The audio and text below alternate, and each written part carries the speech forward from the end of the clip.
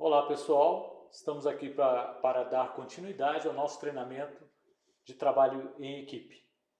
Esse treinamento tem sido feito em vários módulos, de durações entre 15 a 20 minutos em média, para facilitar o processo de aprendizagem e evitar que sejam muito cansativos, porque o trabalho feito via remota é diferente do trabalho feito dentro de uma sala onde há uma interação maior. Mas o processo tem sido feito da melhor forma possível. Acho que conseguimos encontrar uma forma de passar as mensagens, de compartilhar os conhecimentos e também trabalhar as dúvidas aí quando necessário. Então, nós vamos falar agora sobre as considerações sobre as equipes, parte 2. Então, na primeira parte, nós vimos as leis, as primeiras leis, lei dos significados, vimos a lei da perspectiva global, a lei do nicho e a lei do Monte Everest. Fizemos uma apresentação de cada uma delas, demos os exemplos e agora a gente vai dar continuidade com essas leis. Chegamos então na lei da corrente. Uma coisa é certa, o potencial de uma equipe é medido pelo seu elo mais fraco. Então, se nós pegarmos uma corrente e formos medir a força dessa corrente, colocarmos essa corrente, alguma coisa prendendo aqui, outra coisa prendendo, e puxando, esticando o máximo essa corrente, em algum momento, se essa força for superior à resistência da corrente, essa corrente vai romper. E ela vai romper aonde? Justamente no elo mais fraco. Então, vamos exagerar no exemplo. Se a gente fizer uma corrente com os elos grandes, e no meio desses elos a gente colocar um elo pequeno, provavelmente, ou certamente, na hora que chegar no limite desse elo menor, a corrente vai arrebentar. Se nós tivermos os elos dos mesmos tamanhos, do mesmo tamanho, grandes, um deles vai romper, mas com certeza vai romper com uma força bem acima daquela que rompeu um elo que era menor. Então, esse entendimento é importantíssimo dentro da equipe. Porque não adianta termos várias pessoas dentro da equipe de extremo potencial, de extrema competência, e ao mesmo tempo nós temos pessoas que não têm o mesmo nível de competência, que estão abaixo e que não estão sendo trabalhadas no sentido de igualar as outras pessoas que já têm uma competência mais desenvolvida. Então, esse processo é importantíssimo entender dentro de uma organização, de uma equipe. No trabalho em equipe também, o que as pessoas têm que manter em mente? É que todos os membros estão ali fazendo a sua atividade, mas nem todos estarão de fato comprometidos. E também nem todos terão as competências necessárias para realizar os objetivos da equipe. Então, isso é importante ter essa análise. Não pode perder isso da mente, achar que todas as pessoas são iguais e que todas estão comprometidas da mesma forma, todas as pessoas têm as competências necessárias. Precisa ficar atento a esse detalhe de acompanhar e enxergar dentro da equipe o que está acontecendo. Quais são as pessoas que demandam de mais treinamento, que demandam de mais motivação, as pessoas que estão engajadas de fato, as pessoas que não estão. Então essa análise, a princípio, seria uma missão do próprio líder, mas pode ser compartilhada por toda a equipe. Uma equipe de alto desempenho, um time, vai se preocupar com cada uma das pessoas dentro daquele time. Então, essa é a ideia geral. A gente tem que cuidar desse elo mais fraco. A gente tem que garantir que esse elo mais fraco não vai impedir o resultado que a equipe precisa. E impedir que ela consiga alcançar aquela meta que é desafiadora, que a equipe está trabalhando para conseguir. Então é importantíssimo esse conceito, importantíssimo entender isso. E o líder, principalmente, ele tem que saber como lidar com esses elos mais fracos. Se ele não souber fazer isso, que é uma missão dele, como a gente já comentou, certamente ele vai perder o respeito da equipe. A equipe espera dele essa atitude de se preocupar com esse elo mais fraco, ajudar a dar a sustentação para que esse elo se desenvolva, cresça e se deixe de ser o elo mais fraco e equilibre a força daquela corrente, daquele time, daquela equipe. Que nós temos então, né, uma coerência entre as competências e a motivação das pessoas que estão dentro da equipe. O líder é o vigilante nesse sentido, é ele que tem que estar de olho. Ele precisa estar acompanhando isso de perto. Ele não pode simplesmente ignorar isso, esperar que aquela pessoa saia, esperar que as outras pessoas... Não, o papel dele é agir nessa hora.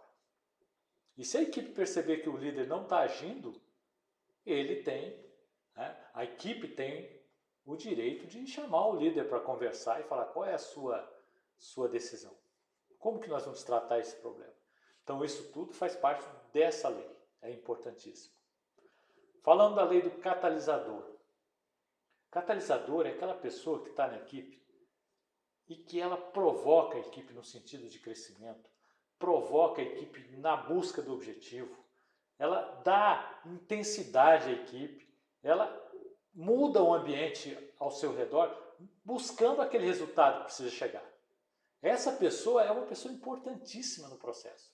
É uma pessoa que tem que fazer parte da equipe. E você tem que trabalhar para que todas as pessoas da equipe sejam catalisadores. Aí você vai ter um time de alta performance. Essas pessoas vão ajudar no contexto geral da equipe, vão contribuir para que a equipe vá à frente, fique animada, se motive, acredite, tenha confiança, faça um foco na meta e consiga alcançar. Então, essa lei do catalisador mostra a importância de ter dentro da equipe pessoas que são catalisadores. Isso faz uma diferença imensa.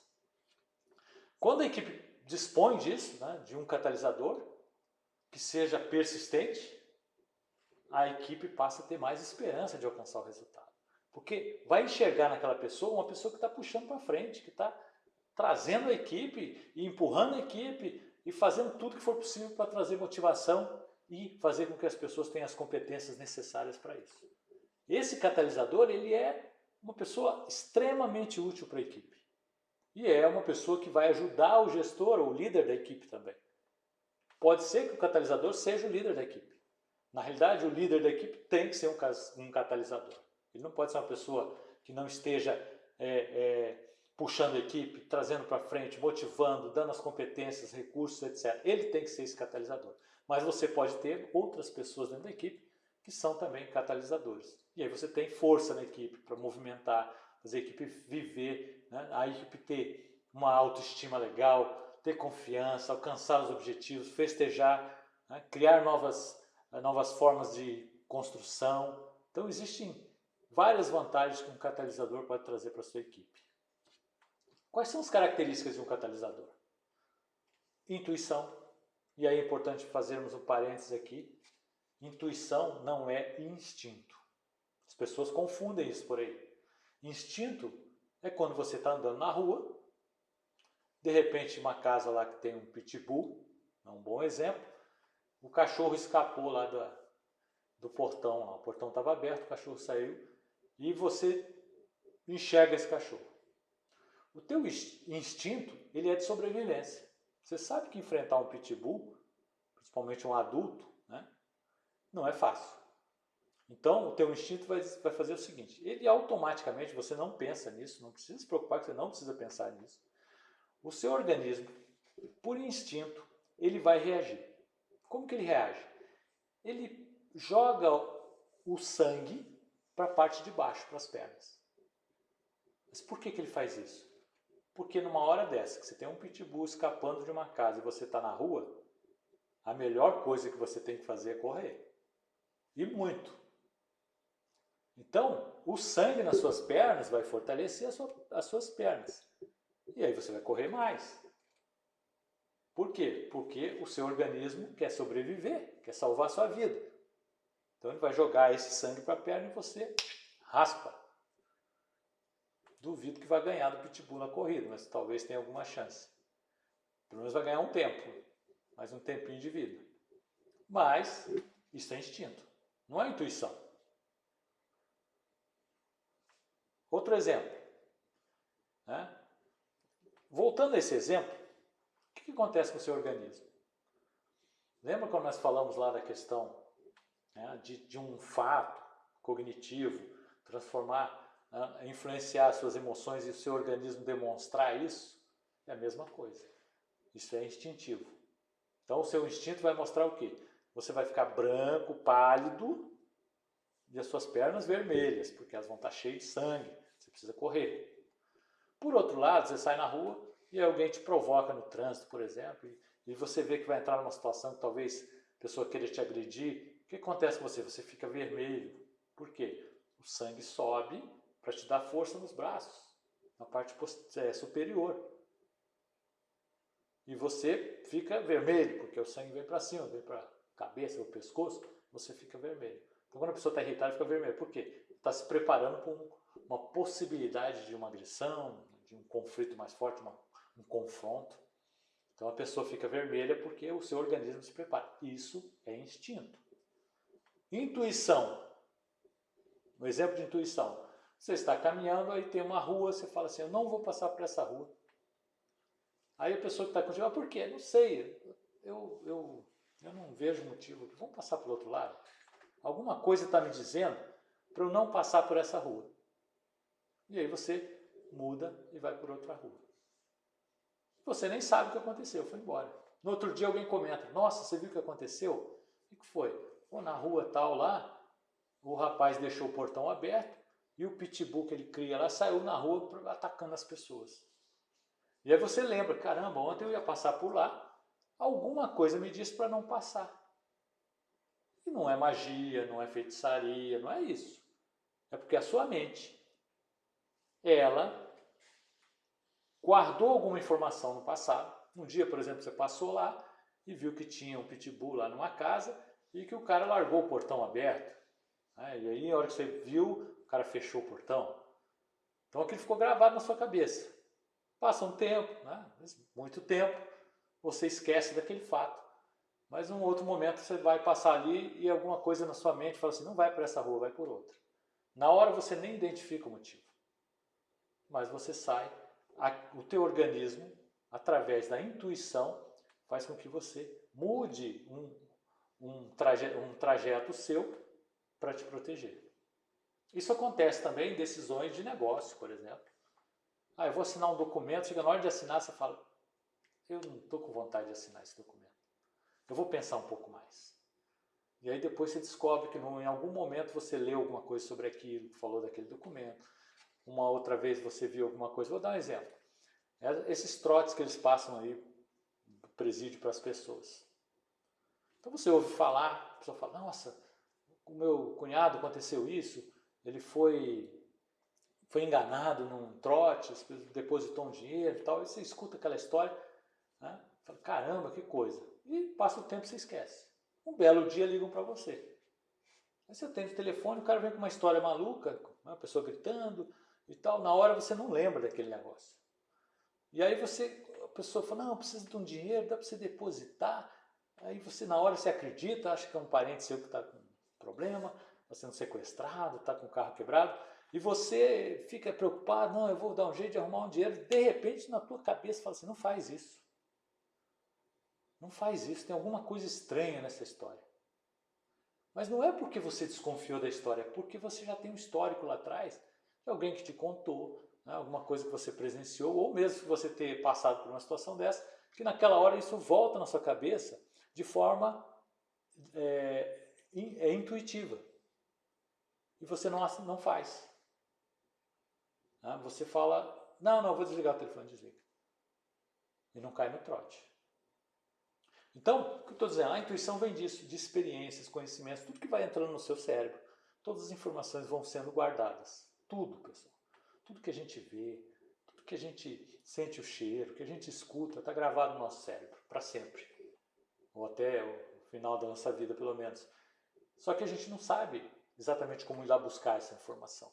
Mas o nosso cérebro, em determinados momentos, ele busca essa informação e traz, evitando que a gente faça alguma coisa. E aí as pessoas falam, poxa, como é que você adivinhou que o pitbull estava solto? Não adivinhei. Né? Algumas informações que eu tinha do passado se juntaram para trazer para o meu cérebro uma mensagem para não fazer aquilo.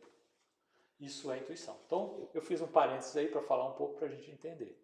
Então, a gente está falando de intuição. Então, nós estamos falando de instinto. Outra coisa que ele precisa ter é facilidade de comunicação. Não dá para a pessoa que tem dificuldade de comunicação se expressar bem, conseguir obter as informações. O catalisador precisa disso. Ah, mas uma pessoa tímida não pode ser um catalisador? Pode ser, não tem problema nenhum. Ela pode fazer o trabalho de catalisador, mas timidez não é dificuldade de comunicação. Dificuldade de comunicação é você não conseguir passar uma mensagem e a pessoa entender da forma que você precisa que ela entenda. Isso é dificuldade de comunicação. Ser tímido é você não gostar de se expor, mas você pode ter uma excelente comunicação mesmo não se expondo. Você pode usar outros tipos de comunicação. Você pode fazer uma apresentação, eu não quero me expor. Aí você faz uma apresentação, um vídeo, por exemplo, e passa o vídeo lá para as pessoas. Você não precisa se expor, está passando o vídeo. Não precisa ser nem você. Você pega um outro autor que fala alguma coisa sobre aquele assunto, que é o que você quer passar, passa um vídeo dele. A gente usa muito no treinamento essa possibilidade de você pegar um vídeo de alguém falando sobre aquele assunto e deixa a pessoa explicar, porque ela explicou bem, né? Uma pessoa já conceituada, que tem credibilidade, você usa essa pessoa para passar a mensagem que você precisa, e você não precisa se expor nesse momento. Então, ser tímido não significa que você não pode ser um grande catalisador. O catalisador, ele é capaz de fazer o que é preciso, mesmo não querendo se expor. Então, outra coisa, tem que ser aquele cara que é apaixonado pela equipe. Ele tem que gostar das pessoas que estão na equipe, ele tem que gostar da equipe, ele tem que enxergar aquela equipe como um time de alta performance que ele quer trabalhar junto, que ele quer fazer crescer, que ele quer chegar no resultado. Então ele tem que ser um apaixonado. A gente tem que se apaixonar pelo que a gente faz. A gente não pode odiar o que a gente faz. A gente pode odiar a equipe que a gente está. A gente tem que participar, a gente tem que estar junto, a gente tem que ter essa possibilidade de crescer junto com a equipe. E é talentoso. Um catalisador é talentoso. Por que ele é talentoso? Porque ele vai buscar isso. Ele vai querer fazer bem feito, ele vai colocar amor naquilo que ele faz. Tudo que a gente faz com amor, a gente faz bem feito. Porque a gente quer fazer, a gente quer mostrar aquilo para as pessoas. Quando nós temos talentos, a gente quer mostrar. Não adianta você ter uma voz maravilhosa, cantar muito bem, se você não quer cantar para as pessoas. Quantas pessoas, aí voltando à questão do time, quantas pessoas são extremamente tímidas e quando vão cantar uma música, extrapolam de simpatia, né, de empatia, né, as pessoas ficam felizes. Por quê? Porque ele consegue ser talentoso. Quando nós temos talentos, a gente expõe esses talentos, porque senão ninguém vai saber. De alguma forma você expõe. Tem gente que não consegue, né, conversar com as pessoas ao vivo, mas pelo telefone fala muito bem, pela internet. Hoje a gente vê muito isso. Pessoas extremamente tímidas, não se comunicam com ninguém, mas quando ele pega um teclado, entra na internet, ele consegue se comunicar muito bem com as pessoas. São alguns exemplos que a gente está vendo. E o catalisador, outra característica dele, é ele se movimentar o tempo todo, dando foco para a equipe, no sentido de alcançar os objetivos que foram traçados. Ele faz isso o tempo todo. O catalisador está preocupado com as metas da equipe, sem deixar de estar preocupado com a equipe. Por isso que eu digo, o líder tem que ser um catalisador por natureza. Se a pessoa aceitou o posicionamento de líder, porque ele é um catalisador, ele precisa ser um catalisador. Ninguém vai aceitar ou se oferecer para ser um líder se ele não está disposto a levar a equipe à frente, de alcançar as metas. Quando essa função de líder ela é imposta por uma pessoa que não quer, que não concorda, não acha que aquela equipe não funciona ou não acredita nos objetivos, a equipe já começa falida. Porque ele não vai ser catalisador, ao contrário. Primeira dificuldade, ele vai falar, tá vendo? Não avisei, sabia que não ia dar certo. Não adianta, não quero mais ser líder. E a gente vê isso na prática. Quantas vezes a gente já viu isso na nossa prática? Vamos para a próxima lei. Lei da bússola. Bússola tem a ver com direção.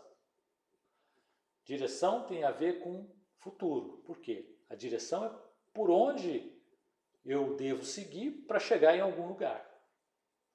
Então, quando a equipe recebe o desafio da meta, ela tem que entender qual é a direção que ela vai seguir.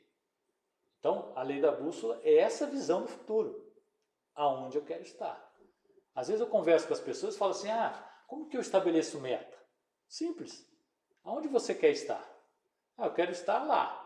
Então você tem que definir como é que você vai chegar lá. E você tem que ver o que você precisa fazer para chegar lá. Então você vai, daqui a um ano eu quero fazer um curso de inglês. Legal, sua meta é essa. Falar inglês em um ano? Pô, bacana. Não é fácil, mas a pessoa quer se dedicar. Tá bom, então você vai estabelecer a meta. Daqui a um ano eu quero falar inglês fluente. Vamos agora ao caminho. Qual é o caminho? A visão de futuro está lá. O caminho. O caminho é 2 horas de aula por dia. Porque em um ano, quase impossível aprender inglês se você não se dedicar totalmente. Então você vai, minha meta é chegar lá. Quais são, qual é o caminho que eu tenho que traçar? 2 horas, então você vai botar lá, 2 horas de estudo por dia. E aí no primeiro dia você estudou 4 horas, estava empolgado. No segundo você não estudou. Você já descumpriu sua meta.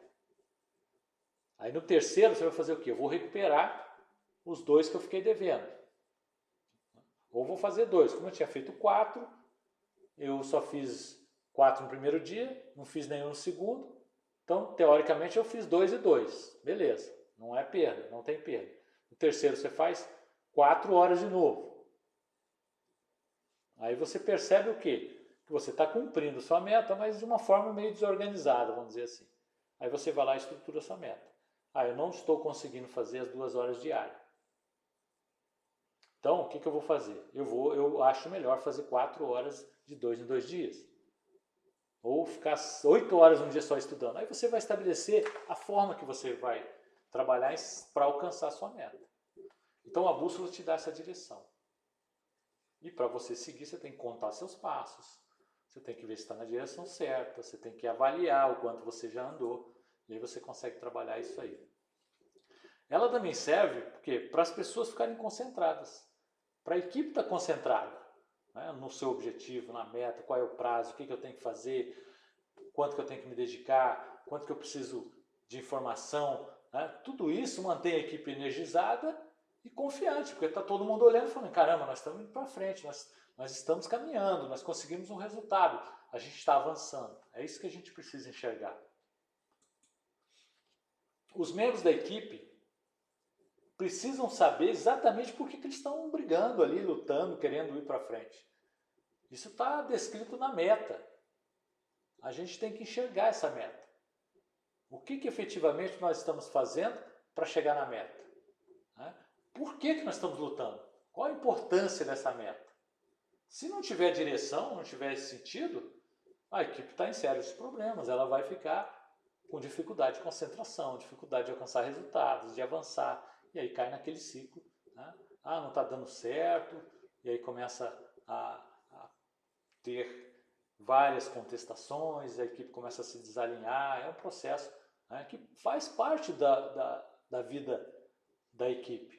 E a gente vai ver isso lá na frente, como é que funciona esse processo da equipe, quando ela é formada, como é que ela se desenvolve, isso a gente vai ver. Mas é muito importante a gente ter essa bússola para que nesses momentos a gente consiga voltar para o rumo, falar, não, tá bom, a gente perdeu um pouquinho aqui a direção, vamos olhar a bússola agora e vamos seguir na direção certa. Perdemos algum tempo, vamos compensar esse tempo de alguma forma. Então isso é importantíssimo nesse processo da lei da bússola.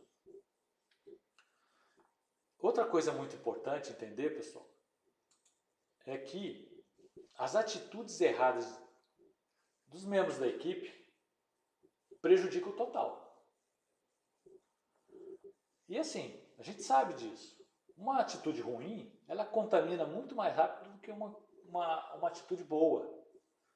Quando a gente quer fazer algo bom, o convencimento sobre as pessoas é muito maior. Vamos fazer isso. Por quê? E tal. As pessoas parecem que têm alguma dificuldade para fazer as coisas boas, vamos dizer assim, de forma generalista. Por outro lado, quando são aquelas atitudes ruins, parece que as pessoas se contagiam. O que a gente vê? Um exemplo. Sai um grupo de pessoas na rua para alguma coisa. E aí uma das pessoas fala assim, pessoal, vamos aproveitar que a gente está caminhando aqui em grupo e vamos recolher todo o lixo que está no chão. Aí o pessoal, não, isso não é responsabilidade minha, isso aí tem gente, eu não vou recolher lixo de pessoas que são mal educadas, se eu fizer isso eu vou tirar o emprego do gari, tem até brincadeira nesse sentido, mas é difícil convencer as pessoas, você vai ter muita dificuldade de convencer as pessoas. Agora, se está andando um grupo de pessoas e alguém começa, no meio daquele grupo, começa a querer chutar as placas que tem no caminho, primeiro que chuta, vem o segundo chuta, o terceiro, daqui a pouco você vê aquele grupo destruindo as coisas. Vira um grupo de vândalos. Por quê? Porque as pessoas conseguem ir mais rápido nesse sentido do que no sentido contrário, que seria o ideal. Então é importante ter essa visão. Né? Nós chamamos isso de lei da laranja estragada. Né? A gente tem o risco de uma pessoa contagiar pelas suas atitudes o restante da equipe. Por isso que a gente precisa estar atento a isso. O líder da equipe tem que estar atento. Quem são as pessoas que a gente precisa tratar? Infelizmente, pessoal, tem casos que não tem jeito. Você precisa tirar essa laranja. Isso acontece. Tem hora que não tem jeito. Você tem que dar oportunidade. Mas também você não pode comprometer o resultado da equipe porque uma pessoa ou outra não está se adaptando ao processo. É importantíssimo entender isso aí. Então, para ser uma boa equipe, não basta somente ter membros talentosos. Deverá ter membros talentosos com grandes atitudes. Super importante. As atitudes é que mudam o mundo. Não são as ideias. As ideias são importantes, elas nascem. Mas se não tiver atitude de praticar, de colocar isso para funcionar, não adianta. Fica na retórica. Então, a gente precisa ter pessoas talentosas e com atitudes positivas. Pessoas que tenham atitudes que sejam catalisadores. É isso que a gente tem que buscar. Porque senão a gente vai patinar. Essa pessoa que não tem essa vontade, essa atitude, ela vai contaminar o restante muito mais fácil do que uma pessoa que tem uma atitude positiva. Infelizmente é a realidade. O ser humano tem essas características. As más atitudes são geradas através do sentimento egoísta dos membros. Normalmente, eu estou trabalhando na equipe, mas eu não estou enxergando, eu não estou conseguindo ser reconhecido. Eles não estão evidenciando o trabalho que eu faço. Eu acho que eu poderia fazer melhor se eu fizesse isso sozinho. Eu acho que estão roubando minhas ideias. Quer dizer, esse tipo de pensamento é uma coisa muito grave dentro da equipe. Quando a gente fala em equipe, a gente está falando de compartilhamento. As pessoas precisam compartilhar ideias, conhecimentos, atitudes, ações, tudo isso tem que ser compartilhado. E às vezes o sentimento egoísta das pessoas, eles prejudicam o grupo. Né? Nós trabalhamos o quê? Considerando a lei da confiança, nós trabalhamos uns para os outros. Né? É isso? Não. Nós não trabalhamos uns para os outros. Nós trabalhamos uns com os outros. Compartilhamento. Então é muito comum a gente ouvir esse tipo de expressão, né? Trabalhamos uns para os outros. Não. Nós trabalhamos com os outros. Ou seja, o nosso trabalho ele é uma somatória. O que eu faço e o que a outra pessoa faz deve se unir, né? Fundir para gerar novas atitudes, novos resultados, novas metas e novas formas de se fazer as coisas funcionarem. Então é importantíssimo a lei da confiança. A essência da confiança é trabalhar junto com um objetivo comum. Então imagina você trabalhar com uma pessoa junto com ela, buscando um mesmo objetivo, se você não confia nela. Se você não confia no objetivo. Se você não confia no processo. E é difícil, pessoal, confiar. Confiar é você abrir mão de uma reserva defensiva. é você compartilhar com as pessoas, né, suas próprias fraquezas. E as pessoas, tá, usarem isso de forma positiva para te ajudar e não para te crucificar e te entregar. Muito comum isso. Você chega para uma pessoa e fala assim: ah, eu não consigo me adaptar à forma de gestão do nosso gestor, do nosso chefe. A pessoa vai lá e fala para o chefe: ó, fulano de tal fala que não aceita você como chefe. Como é que você vai confiar numa pessoa dessa? Por outro lado, se você também não correr o risco, como é que você vai saber se você confia? Se você não passa nenhuma informação, não abre nada, você nunca vai saber se a pessoa é de confiança. Então, às vezes, você tem que arriscar. Confiança é isso. Uma criança, quando dá a mão para o pai, ela confia. Ela não acredita que o pai dela vai empurrar na frente de um carro, né? Ela dá a mão porque ela quer sentir proteção. Então esse é o sentimento que a gente precisa ter dentro da equipe. Confiança. Os objetivos são os mesmos, a gente está buscando a mesma coisa, a gente tem que trabalhar isso, né? Para que haja confiabilidade entre os membros da equipe, o que precisa? Primeiro, um bom caráter. Como que você vai confiar numa pessoa que não tem um bom caráter?